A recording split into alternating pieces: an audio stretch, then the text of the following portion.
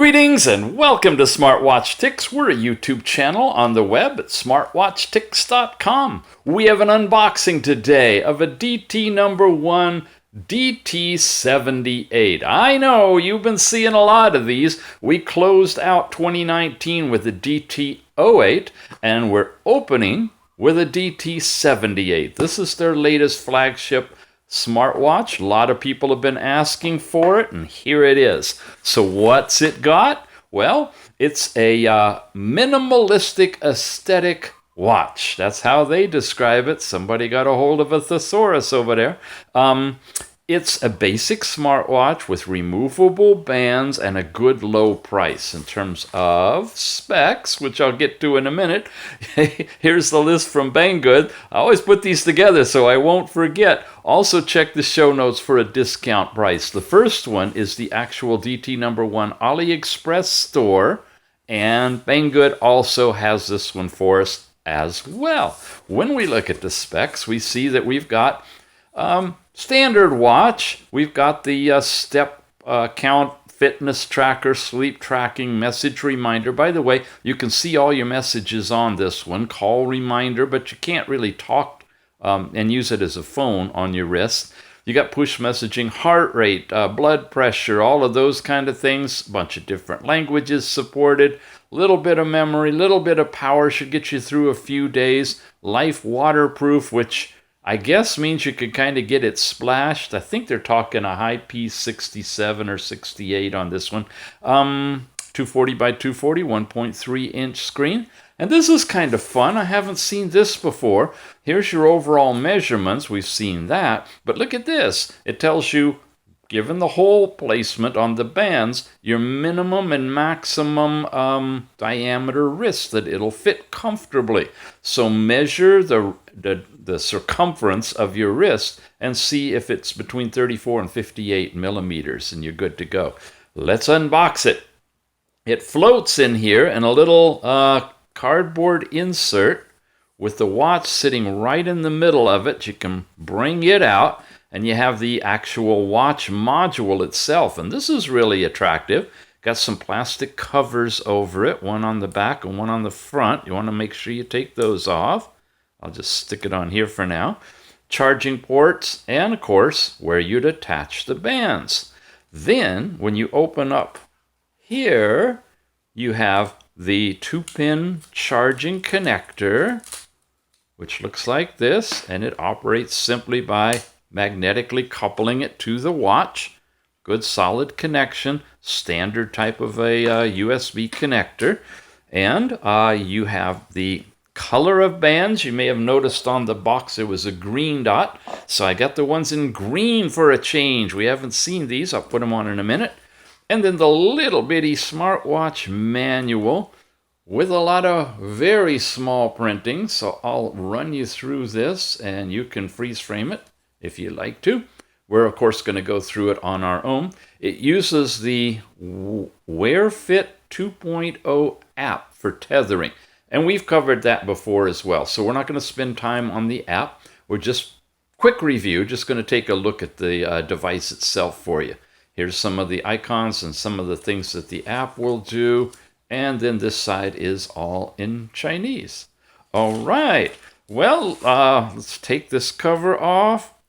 And then we will, wow, isn't that pretty? That is an attractive watch. I'll put the bands on and we'll give it a run through. Here it is on with a green silicone band, which is sweat resistant. Large number of holes on this, so that's why you have that big difference in the diameters of wrists that it'll fit. Quickly starts up, it vibrated, you've got an instant watch face on here, and it goes off again. If you've got it activated, the twist your wrist to show the time is very responsive and right there. When you swipe down, you can make this a flashlight, which turns the screen bright white, and you can see where you're going. Really handy. Bail out of that. You've got an overall brightness, and we are now at the fullest brightness, and here is the lowest setting. So you got a good range, and you can definitely see it outside. Seemed about right here for what we were doing. And then you got Do Not Disturb mode, and you can turn it on, and you can do a smart do not disturb mode, which I believe is set up then with the app, so it'll automatically go into do not disturb when you want it to, at night, for example. So you twist your wrist and vibration will not happen. Okay, it's going off on me really quick. If I swipe up, now I get into my app drawer, which shows me status of my step count. I just unboxed it so we don't have any. Here's the messages pushed to you from the phone if you have it tethered for that. Your overall sleep time from last night, you're getting light sleep, deep sleep, awake time, not any REM sleeping. I noticed that, but that's really a sophisticated thing. Let's get going on here to another page. You see the dots on the side say your pages. Here you have your medical stuff, if you call it that, your basic body measurements, which includes heart rate, blood pressure, and blood oxygen. Now, all of these are being done with green diodes in the back, and as we've learned in the past, green diodes is okay for getting your heart rate. When you get into things like blood pressure and especially blood oxygen, you'll actually do better if you're using red diodes. So the blood pressure readings and the blood oxygen, I'd say take with a grain of salt. Confirm them first if you need that information to be accurate. Heart rate these days is getting pretty standardized and pretty close to being spot on. However, as you learn in another video, it lags your actual heart rate. So if you're doing any kind of interval training, you will find that the heart rate you see on your watch is maybe up to 30 seconds behind what your actual heart rate is. Okay, so I'm talking a lot to try to give it a chance to measure, but you really need to be still for blood pressure to work. Blood oxygen is here now. And I was talking about heart rate lags behind. So if you are doing something that increases your heart rate quickly and dramatically, and you don't want to go above your top zone, you won't find that with any of these watches that use the diodes, because it's using a thing called pulse wave transit time, PWTT, with the blood moving through your capillaries. It's complex, but the algorithm is such that you're kind of behind on the reading. It'll eventually catch up, but that might be too late. But if you're just out jogging or cycling, your heart rate's going to be averaged over time, and it's going to be fine. Okay, and we're getting a 94, which is kind of low right now. It should be about 97 to 99. Not sure if that's accurate. It looks like it's stopped measuring at this point. Nope, it's still going. Okay, 96.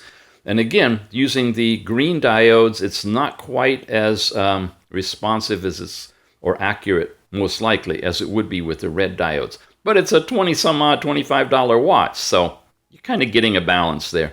You have your overall sports, where you can do fast walking, running, and cycling. You have an altitude kind of thing with mountain climbing, although there's no altitude in the watch that I know of. Football, basketball, all these things are basically just measurements of time versus expected calories burned. Here's your sports records if you have any, which we haven't because we haven't done that. But if you go back to things like fast walking and say go, you're going to see you're going to get timed calories and heart rate produced on the screen. Okay?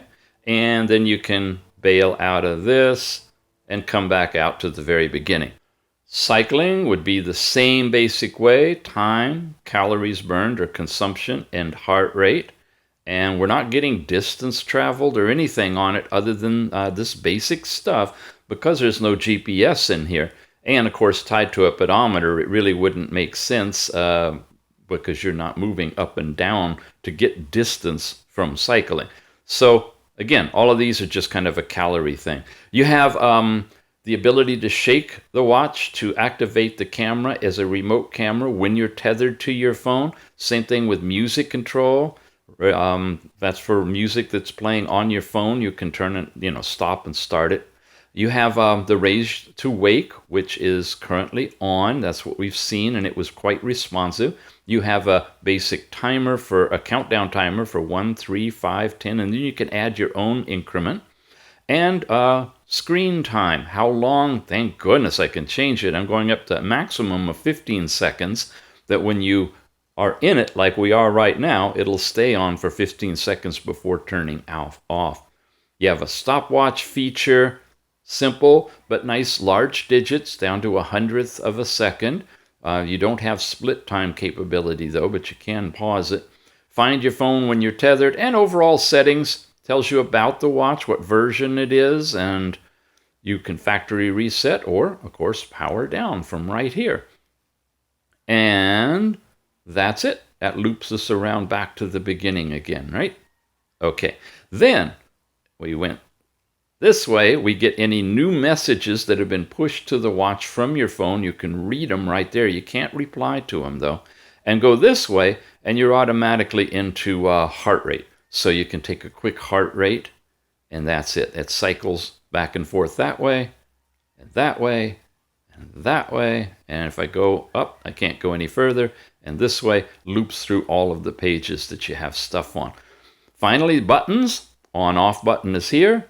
Bottom button is on-off, it looks like, and probably takes us back to home wherever we are. Yep. And then watch faces. If we press and hold, we have a slew of watch faces on this one. How do we get to them? Okay, up and down. There's one. Here's a digital one. And it's edge-to-edge screen, which they're really talking up on this one. Oh, notice that one has your heart rate listed on an actual watch face as well as the power. Ooh, I should charge it up. It's pretty low. Here's another one. Few different watch faces. I'll just show you a little spattering of them so you get an idea. Oh, that's a fancy one, huh? Okay. Now, again, I have not done much with this watch. I haven't tethered it. So we're seeing low power, off time and date, but that's okay. It's a quick review we want to give you at the beginning of the year. Get this one up for you because a lot of people have been asking about the DT78. Have we run through them all again? Yeah, look at that. I think we have. Here's the digital one. I'll go back to that one. All right. So, again, the band is a very nice TPU band. It can come with a leather band as well. And you got your diodes down here and your sensor for heart rate. It's hermetically sealed, it looks like, a well-built watch. And it's the latest one from DTNo.1. Again, you can pick it up directly from their AliExpress store for about $27. If I have a coupon discount for you, check for it in the show notes. And it's also available from our partner Banggood, who works with us together on DTNo.1 stuff. And they're going to be in a tiered thing, so the earlier you get it, the lower the price. But again, if I got a coupon deal for you, or if it's on flash sale, you should be able to find that by using the links we have here in the show notes. Okay, you've been watching Smartwatch Tics. We appreciate your subscription and being here, and welcome to 2020. And oh, by the way, when this goes up, it'll be my 5-year anniversary of this channel. Yep, January 5th, I believe it was, when we started this thing 5 years ago. Come a long, long way since then. Yeah, let's see what the next 5 years looks like. We'll see you again soon.